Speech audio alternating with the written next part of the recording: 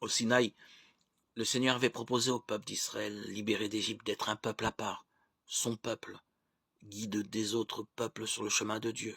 Exode 19, 3, 8. La loi de Dieu, qui serait la richesse d'Israël, insistait sur 2 points. L'adoration de Dieu sans image, car Dieu n'est pas ce que les hommes s'imaginent. Exode 24. Le respect du prochain, particulièrement des plus faibles, la veuve, l'orphelin, l'étranger. Exode 22, 20, 26. Aucune image ne peut dire Dieu, mais blesser le pauvre, c'est atteindre Dieu. Au Sinaï, en Canaan et d'autres fois encore, Israël accueille cette alliance avec Dieu dans la ferveur. Josué 24, 14, 27. Mais la tentation est trop forte d'être comme les autres et de faire comme tout le monde. Le peuple s'assembla près d'Aaron et lui dit, debout, fais-nous des dieux qui marchent à notre tête. Ayant pris l'or de leurs mains, il le façonna au burin pour en faire une statue de veau ou de jeunes taureaux, symbole de force et de fécondité.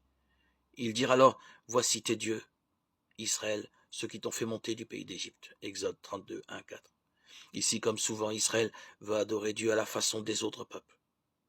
Or, la vocation d'Israël est justement de mettre Dieu au-dessus de tout. Ce n'est pas seulement dans le culte qu'Israël pêche contre le Seigneur, c'est aussi et souvent dans le mépris de l'autre. À David, meurtrier et adultère de prophète Nathan, déclare « Pourquoi donc as-tu méprisé la parole du Seigneur en faisant ce qui lui déplaît » de Samuel 11 et 12, 1, 10. Même reproche du prophète Élie au roi Achab. Tu t'es prêté à une perfidie en faisant ce qui est mal aux yeux du Seigneur. 1 Roi 21, 1, 20. L'histoire d'Israël est ainsi traversée par une double évidence. Il nous a fait et nous sommes à lui, son peuple et le troupeau de son pâturage. Psaume 103. Tout comme nos pères, nous avons péché, nous avons dévié, nous avons été coupables. Psaume 106, 6.